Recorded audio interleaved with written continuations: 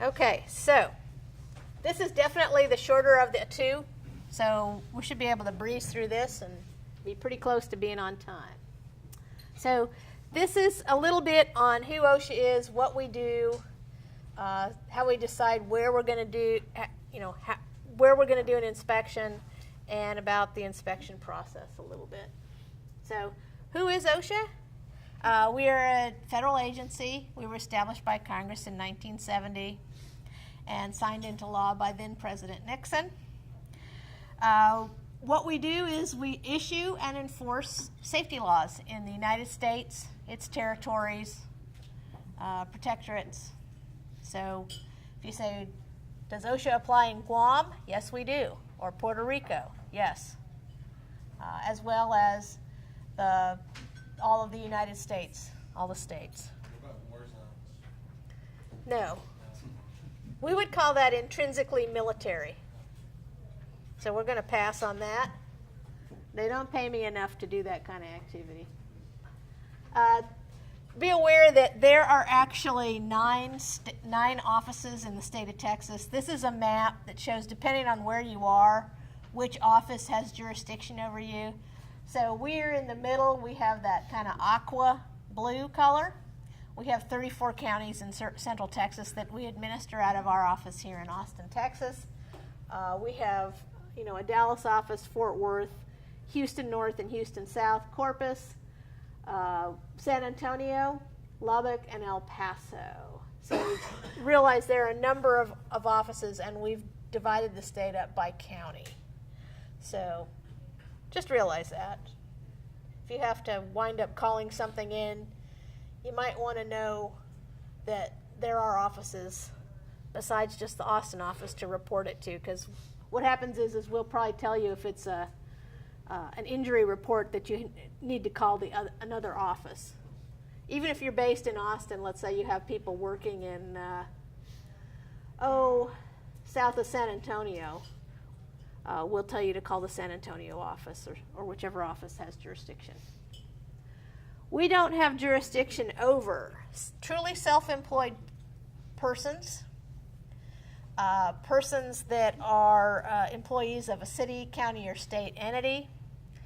And this is how it was set up in the OSHA Act in 1970.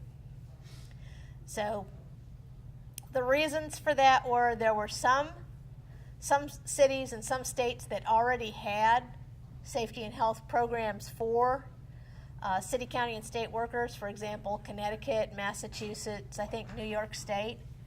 And OSHA didn't want to require all the other states to do that or to start that. But what we did was we said we don't want to prohibit people that are already doing it from doing it. So we just sort of left it open in the OSHA Act and left them out. So it's up to each state or municipality if they want to, run an occupational safety and health program for their workers. And some of them do. Okay. Members of the general public, we don't have jurisdiction over them.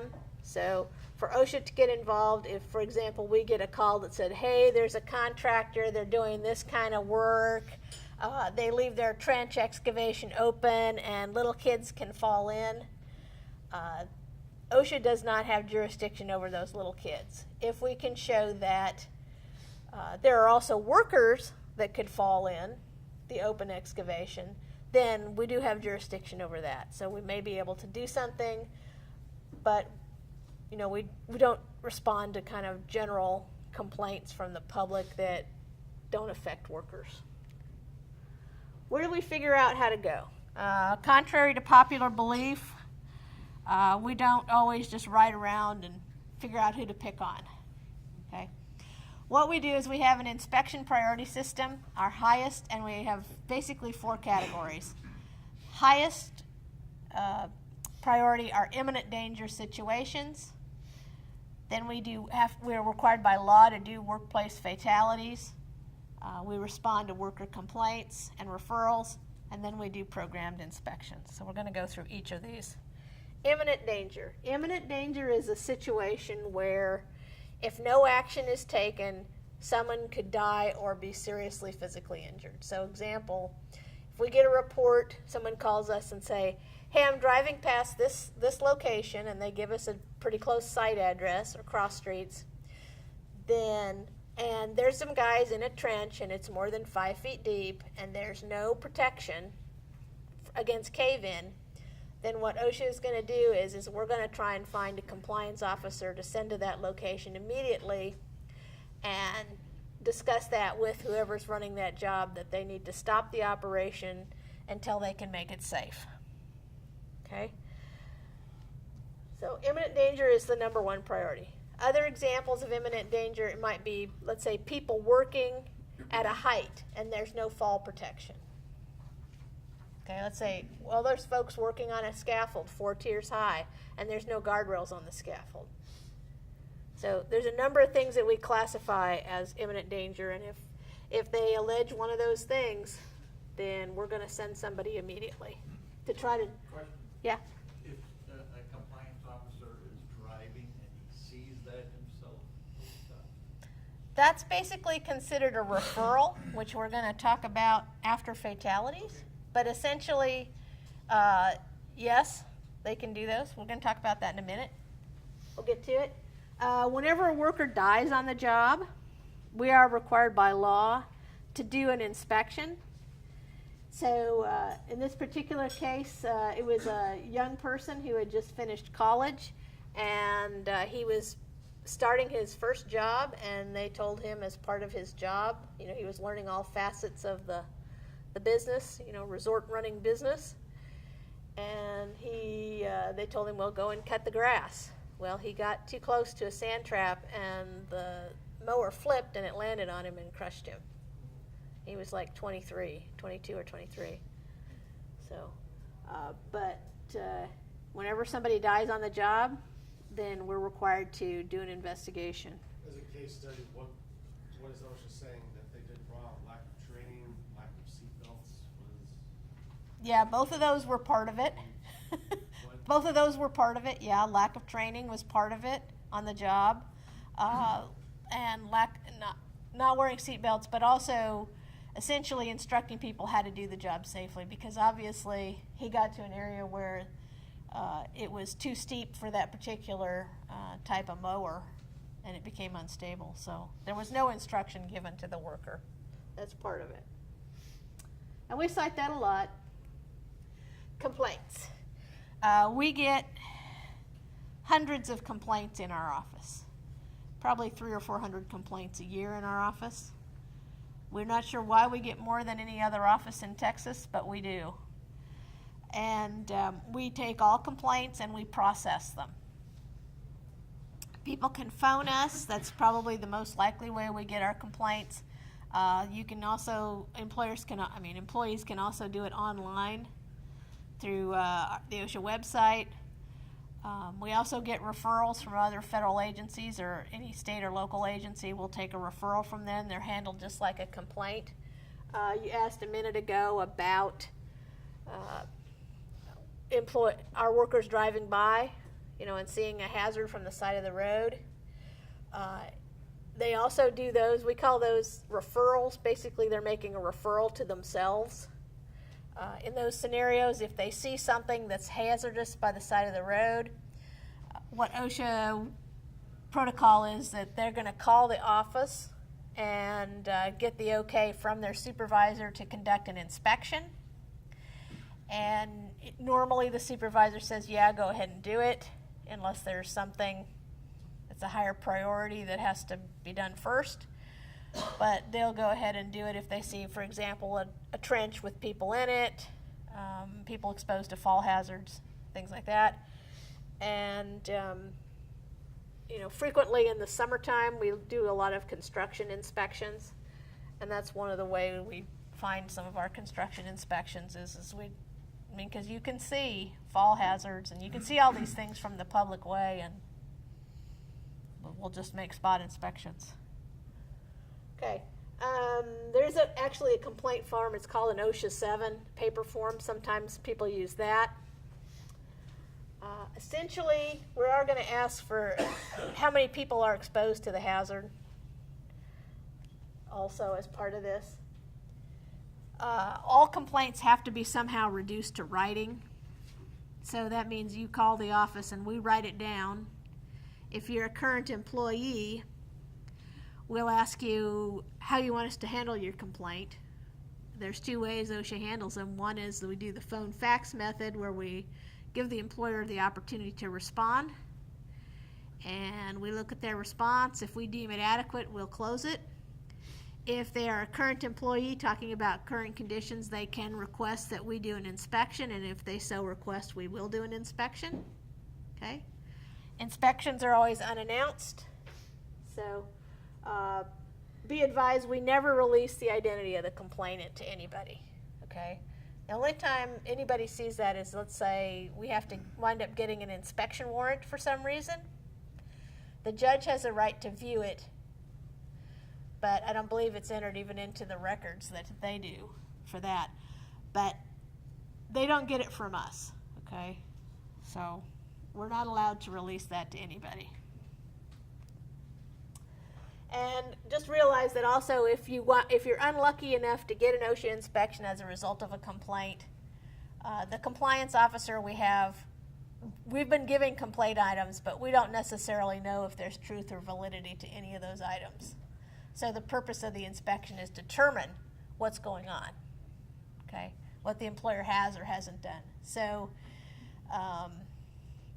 sometimes employees do use it as, a means of retaliating against an employer for whatever reason. That happens, and just realize it's not, OSHA isn't coming in with a preconceived notion that the employer is necessarily in the wrong. All it is we got a complaint, they sent that compliance officer over to investigate it. Is that officer just investigating the complaint specifically, or are they doing a whole site inspection? It depends. Depends on what's going on. Normally, there under certain criteria we can expand an inspection to look at additional areas. For example, if we start our investigation, and part of that is we confidentially talk to workers, and we say, well, one of the allegations is this guard in shipping and receiving doesn't have this saw doesn't have a guard on it, and they say something like, well, if you think that's a hazard, you ought to look over here. There's 20 more over here that don't have guards. Well, at that point, someone has made us aware of serious hazards, and so we're obligated to go look at that other area. So it depends on what's going on. But normally, we're going to look at, there are also some regulations or some directives that tell us on every inspection we have to ask you for a HAZCOM program, your lockout tagout program, I think your respiratory protection. There's certain directives that tell us on every inspection you're really supposed to ask and review these. So sometimes we get pulled in on some of that stuff too. But for the most part, we try to stick to the complaint items unless there's either someone tells us of additional hazards or these directives that say you're going to evaluate this on every inspection direct us to look at that, or at least ask about it to ensure you have it. Okay? That's one of the reasons why HAZCOM is usually in the top 10 most frequently cited. It's because we have a directive that says you're going to ask about it every time. So, but we do have a process where we do phone and fax as well, and that's for complaints where either it might be someone that's no longer an employee, or for whatever reason we decide they're not alleging a serious hazard that we need to upgrade it and do an inspection. So, and we get complaints from everywhere and everybody. And basically, the managers look at the hazards and they decide which ones we're going to inspect and which ones we're not going to inspect. So just realize that. If they allege a serious hazard, more than likely OSHA will conduct an inspection. If it's other than serious, then more than likely we'll handle it by phone and fax. Okay. And the supervisors are the ones that make that decision on which ones get inspected.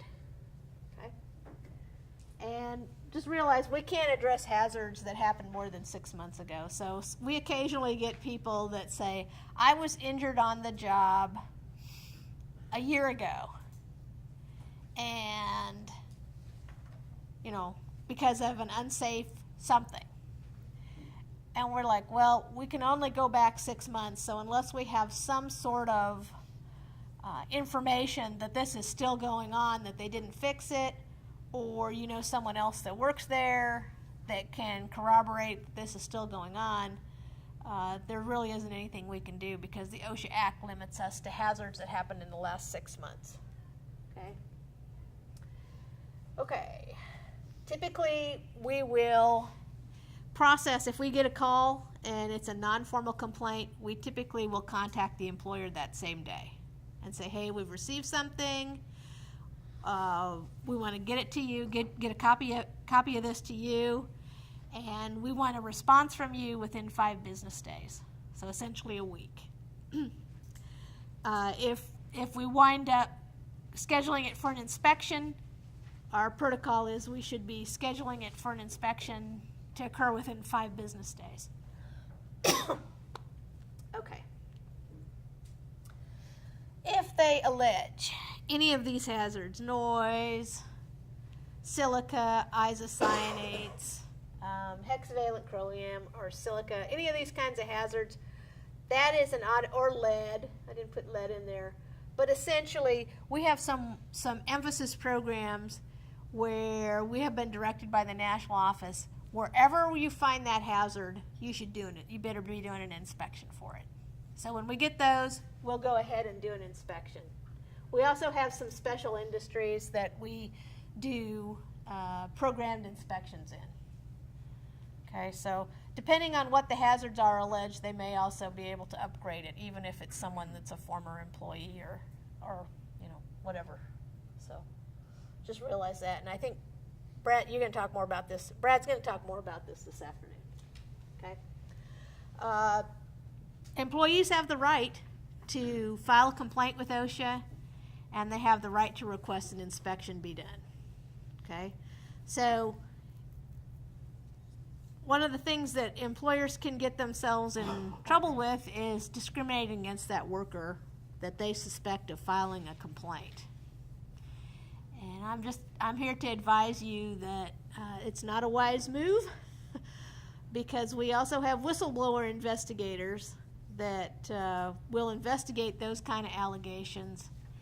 And you may have heard about some of the settlements that some of those folks get that are regularly posted on the OSHA website of whistleblower investigations, where somebody discriminated against somebody about exercising their rights under the OSHA Act or some of the other 22 statutes they do. So don't do that. Are there repercussions for false reporting? Oh yeah. OSHA says, in the OSHA Act, it says that, you mean for against the worker? No, against. The worker filing false reports. Not really. Workers can make up whatever they want to make up, unfortunately. And OSHA evaluates it based on that. So, but that's really what the purpose of an inspection is sometimes, is to figure out who's telling the truth. And sometimes workers will come up with some interesting things. But on the other hand, those workers that are filing complaints, they don't have probably the knowledge of OSHA safety and health regulations that the people in our office have.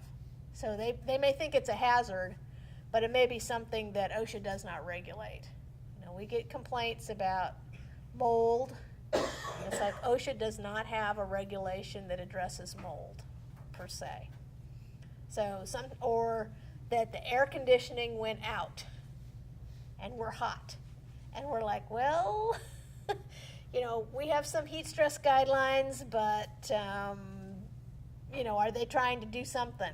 Have they scheduled somebody to come? Have they given y'all fans? Those kind of things. So sometimes they want to complain about things that we do not regulate, or, they're not in a scenario that we would be able to do much about. So we do talk to them about that, but sometimes they may come up with stuff that's just not true. But OSHA does not hold them accountable. Okay. Rapid responses, we talked a little bit about this in the last presentation, but essentially about 40% of the time if you report an amputation, loss of eye, inpatient hospitalization, we do an inspection, and the other 60% we handle it by this enhanced phone fax thing where we say do an accident investigation, send it to us, we'll review it, and then based on that we'll decide if we're going to accept it or not. So typically if we get an accident investigation back that says tell the worker to work more safely, OSHA is not going to accept that. We're going to say you need to get to the root cause of why this happened. Okay? Okay. What are we doing with all of the information we're gathering? OSHA intends to use it to target inspections. In other words, some of our emphasis programs. If we find that a particular industry has a particular problem with a certain type of hazard, some of the things we've been doing is issuing specific guidance to that, fact sheets, things of that nature to those industries. We found that grocery stores had a lot of amputations in both the the meat market area and the deli area as part of this. And so we issued some fact sheets for those employers on how to have fewer. Okay. Okay, programmed inspections. Programmed inspections are lists we get from the national office of employers in certain either industries or that we think have certain types of hazards.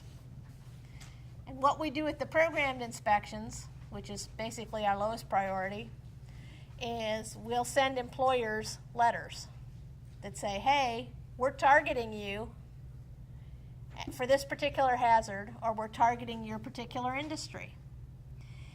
And so we're telling you, go look and see if you have this hazard, and if you have it, you need to take care of it. So we give you about 90 days notice. Also in that letter it says if you're a small employer, 250 or less, you can get free services from the state of Texas consultation group to help you comply. And after the 90 days, then we start spot checking some of those people. So we might send out 200 letters and we might do like 10 spot checks or 15 spot checks or something. So just realize that if you get one of those letters, that's your notification that you're being targeted, and if you have that hazard, you need to make sure you've taken care of it. Okay? What rights do employees have?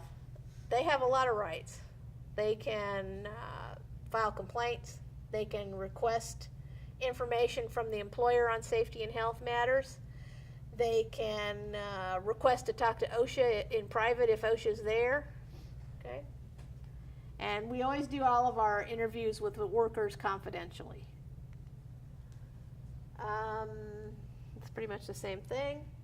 And if for some reason they've filed a complaint with us and they don't like the result of our inspection for some reason, they have appeal rights also. They can complain to the regional office, and the regional office will make us go back there and do it over if we have to. Okay, so the inspection process itself. Number one thing you need to know is OSHA is not allowed to give advance notice of an inspection. It's specifically in the OSHA Act.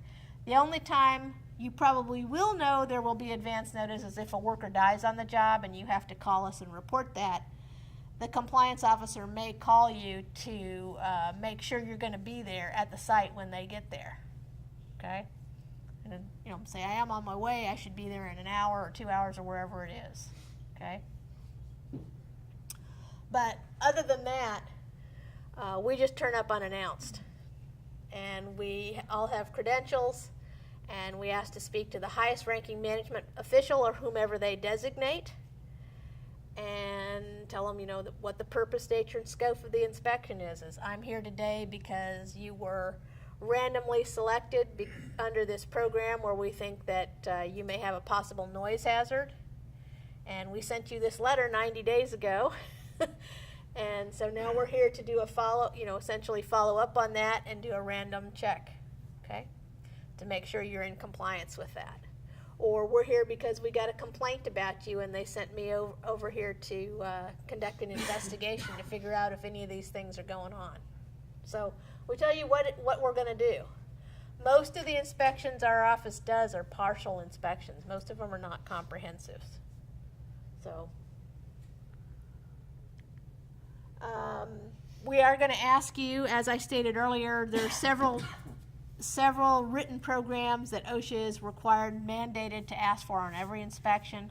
Written hazard communication program, written lockout tagout program, emergency action plan. I'm trying to think if there's another one. We'll probably ask you if you have respirators. If you do, we'd ask to see your written respiratory protection program.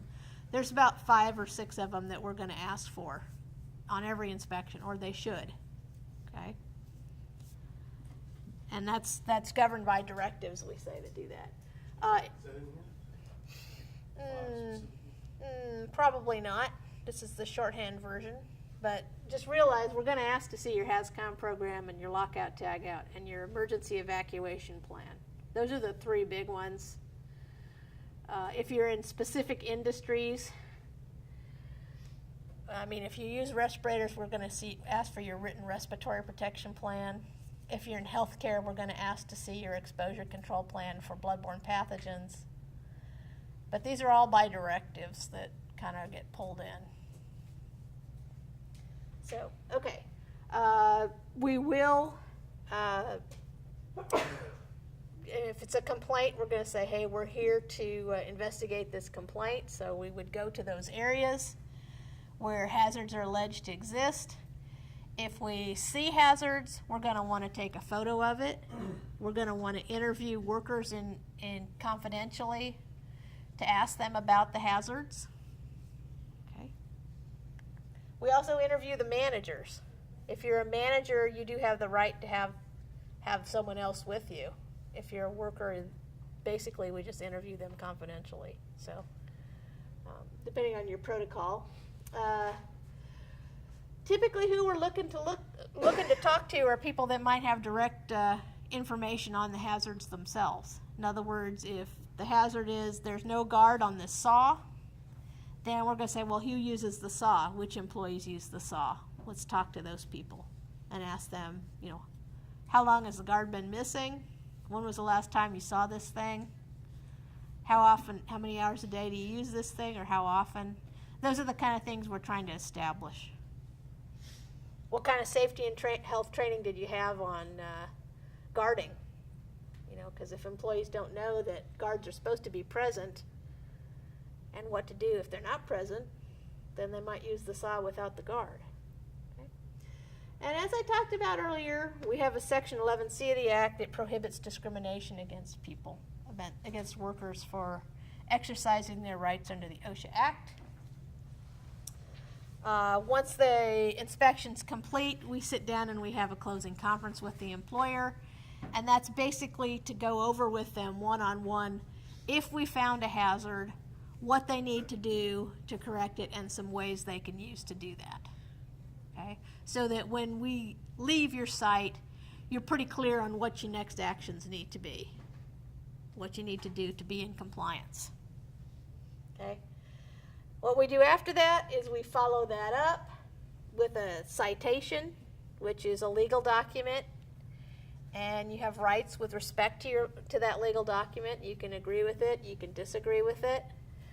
If you want to disagree with it, you can request an informal conference to discuss it with one of the managers in our office, or you can send us what's called a letter of contest, which then it goes into a legal process where our attorneys talk to your attorneys and they seek to settle it at a different level. Okay? But you have to do all of those things within 15 federal working days. So that's like having 3 weeks to do either of those things. If you let your 3 weeks run and you didn't do any of those things, then it becomes a final order and nothing can be changed. So, if you want to do something else, you need to let us know. Penalties. The penalties recently went up again in January. So, about 2 years ago, OSHA was instructed to update all of our penalties to adjust them for inflation. And we had to go back to the last time the penalties were changed was like 1991. So it resulted in about an 80% increase. So they used to be $7,000 and now they're approaching $13,000. So now more than ever, it's in your best interest to do what you need to do in your workplace not to have serious hazards, because the serious hazards have the fines. Other than serious violations do not have a fine, but anything that's serious would.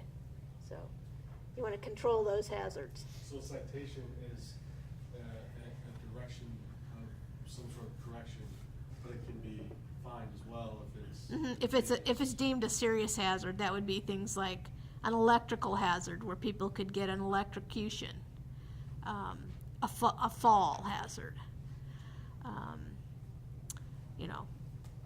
any of this. Are those specific finable things delineated anywhere here, or? There's a definition basically of a serious. The definition of serious is anything that could result in an injury to a worker or an occupational health disease, but usually it's an injury. So, falling off something, electrocutions, being exposed to hazardous levels of noise, all of those things are things that could be serious. And I'd say most of the time, most of the hazards we cite are probably serious. Okay. If you get a citation and you come to an informal conference, one of the things you can request is a penalty reduction. We also have, if an employer qualifies for it, when we send a citation, there's something called an informal settlement agreement in that packet, if you qualify for that. And basically what those do is they say, we agree to cut the penalty 40%. Oh, what happened? What happened? I didn't do anything. We lost it. Help, help, help. Somehow it came out, it's over there, but it's not here. So OSHA agrees to cut the penalty 40%, and the employer agrees to just accept it and fix things. So if you qualify for that, sometimes that can be in your best interest, because generally on the data analyses that OSHA has done, when you come to an informal conference, usually the percentage we give you is less than 40%. At least it's been averaging less than 40%. So sometimes it's in your best interest to do the informal settlement agreement, which is a paperwork thing that comes in your packet if you qualify. So if I were to get inspected and cited, would it be the $13,000 per site, per specific? Per law regulated. And then what we do is we take off adjustments for size, history, and good faith. Okay? Size is small employers get a penalty reduction up to 70% depending on the number of employees. So if you had less than 10 employees, and it's a kind of a sliding scale between 10. If you have more than 250 employees, you don't get any size reduction.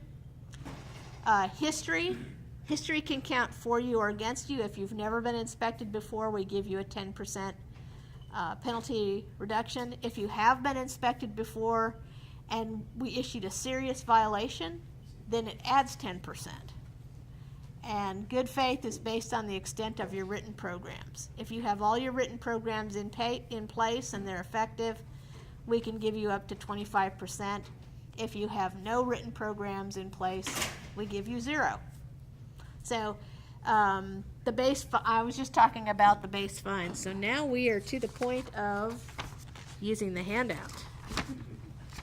And this really is the pits, because now we're getting to the pictures, which really are kind of a bummer. So the penalties are also based on the probability and severity. Okay, so there's some base fines under that $13,000 as well. And if you really want to read about all the fines and all that, it's laid out in our OSHA field, it's called the Field Operations Manual, which you can go to the OSHA website, put in the search box, Field Operations Manual, and it'll pull that document up. And it tells compliance officers how to conduct inspections in the field, as well as how to apply all of these different penalty reductions and all that other stuff. So, but it's called the FOM Field Operations Manual if you want more information. A little bit about whistleblowers. We have whistleblower investigations. We have investigators. We have at least one in each office, and they enforce actually 23 statutes. So our office does intake for the whistleblower group. So if people call us and say they're discriminating against me because I complained about illegal dumping of hazardous chemicals, we're going to take that discrimination complaint and we're going to get it to our whistleblower and they're going to work on it. So there's a bunch of different ones, like over-the-road truck drivers that are told they have to drive unsafe trucks. It's doing something over there, but I don't know what it's doing. So unsafe drivers, we also have those. So there's a lot of different statutes that they do intake on. Okay, well, it's good that I did give you the handout because now you can actually see the last slides even though the PowerPoint's not working. So lastly, we're going to go over the top 10 for general industry in Texas. Is anybody here not working in Texas? Have your facility in Texas? Okay, good. Most of the time what we do is we use the Texas only numbers, but so number 1, and this is for calendar year 2017. Number 1 is machine guarding. Okay. I've listed on the first 2 slides the regulations themselves, the OSHA regs. So if you wanted to go look for those regulations, you could do that. But we're going to go through each one of these. Number 1 is general industry. Top 10 is machine guarding. Essentially, OSHA has a regulation under the machine guarding regulations that say, if it moves, you're required to guard it. So if you have moving pieces of equipment and people are, let's say, putting parts into them or working around them, you have to guard that equipment so that people cannot get caught in the machine. Okay? So just realize that there is a requirement to guard pretty much all equipment that has moving parts. Okay? Number 2 is Section 5A1 of the Act. For every situation where OSHA does not have a specific law, we have Section 5A1 of the Act that says, in general, employers are responsible for providing employment and a place of employment that's free of hazards so workers are not exposed to hazards that could cause death or other serious physical injury. So we use that every time we don't have a specific law. And frequently, this is going to be scenarios where, oh, something happened. Oh, what was that? Okay. So this is frequently used when we have, for example, the employer did not follow the manufacturer's guidance for the piece of equipment and somebody died on the job as a result. Or let's say we had a forklift and we did some crazy modifications and not per the manufacturer's directions. Well, we have a specific reg for that particular one, but let's say it's something that we don't that we don't regulate. It's a piece of equipment that we don't regulate specifically, and yet you didn't follow the manufacturer's directions and somebody died. Section 501 is used a lot when we do oil and gas inspections because we don't have an oil and gas regulation per se. So we frequently reference a whole bunch of the recommended consensus standards for oil and gas and say, hey, you didn't follow this best practice for that, and now somebody died. So it's number 2, largely due to the oil and gas issues. Number 3, hazard communication. Number 3 and number 4 are both on the HAZCOM standard. Remember I mentioned as part of every inspection we're supposed to ask to see the written hazard communication program and to check compliance with that regulation? Well, when we check it, lots of times we find that either you missed somebody in training on your chemicals. Usually it's the new guys, you know, the person that was hired since the last training session, or you don't have a written HAZCOM program. Okay, we still find that, and it's what, number 3. No HAZCOM program is still number 3. Oh, magic is happening. Good.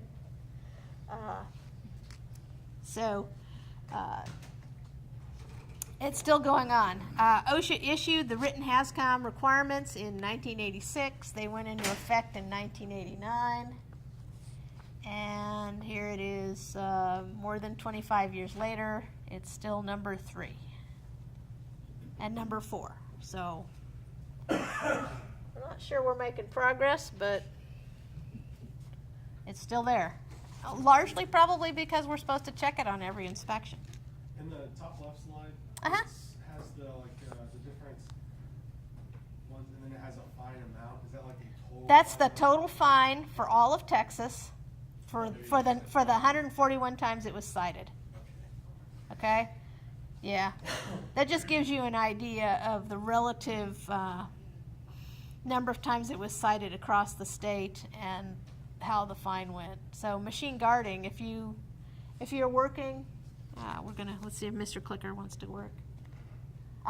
So if you're working and you're looking at some of these amounts, you can see that in your facility you want to make sure you don't have any machine guarding issues. You want to look at all your machinery and make sure it has the proper guard. Sorry for my misunderstanding, but machine guarding, let's say, I violated that, and that's a $13,000 ticket. Probably so. Probably so. Yes. Okay. And then There was another slide in here where we talked about probability and severity, and there's some rankings for that too. Essentially, if you have something that is high probability and high severity, that's the $13,000 fine. Okay. There's also low probability and low severity, and so it goes down. And it used to be $3,500, but that's been inflation adjusted too. But if you go to the field operations manual, you can slice and dice this to your heart's content as well. And I can get There's a bunch of table. those. Yeah, there's a table. There should be a table in there that tells how to come up with the fine. Is there a cap? Is there a cap on the fine? Yeah. Like a total bill? There isn't a cap on the total fine. No. I guess a willful would be like, that's a maximum fine that can be imposed for one law violated. It would be a willful, I guess. So if it moves, guard it. Oh man, I didn't touch it. Maybe it's the clicker that's gone crazy. Maybe they're redoing it again. Someone's taken control. Well, we briefly had it. Okay. So now we're getting down to number 5 and number 6. No written lockout tagout program. Here again, as part of OSHA's protocol, we're going to ask an employer if they have one during the opening conference. If so, we're going to try to see if we can, maybe it's the clicker. Maybe I need to manually click. That's that one. Okay, so no written lockout tagout program. So if you are doing lockout tagout properly, you're going to use locks and tags to take equipment out of service for maintenance and repair. And the person is going to apply their lock and their tag, and they're going to put the key in their pocket so that no one else can come along and remove their device and then start up equipment while they're working on it. And here again, we were always checking for that written program. Number 6, finding strain relief on cords. This is a construction photo, but here again, we're also looking at if you have an extension cord that you're using somewhere for a particular purpose, we're going to be looking at it to make sure it's in good shape. Oh, we lost it again. Okay, next slide. Number 7. Guarding the point of operation. This is also under our machine guarding regs. We actually have a specific reg that says Wherever the work is actually taking place, that's called the point of operation, and you have to guard that specifically. Okay, so you have to, in this case, this bandsaw should have a sliding guard that goes up and down, that the unused portion of the blade is not exposed for people to contact. Just the portion that you're going to put the stock under is there. Number 8, powered industrial truck operators. They have to be put through a training program that meets the requirements of 1910-178, and the employer has to authorize them and certify them that they are authorized to use a forklift. So it's not just anybody that wanders in that says they know how to operate a forklift. So if you have forklift operators, make sure that they are actually meeting the requirements of the 1910-178L in terms of what you're teaching them and their proficiency. Number 9, no medical exam for respirator wearers. Okay, so whenever you hand out a respirator, the minimum requirement for their medical exam is that you are going to have them fill out the questionnaire in the regulation, and that's reviewed by somebody. That it's within their licensing to review it, physician or other licensed healthcare professional. Number 10, no written respiratory protection program. In other words, you gave people respirators. That's the last one, basically. You can always, so that's another one that we're going to ask about on every inspection. Do you have people that wear respirators? If so, where's your written plan? Last slide is my contact information. And we're a little over. So I am going to skate. And y'all feel free to contact me down the road. So I'm done. We'll take about 5 minutes and let me And try and get this going again. get our Got technical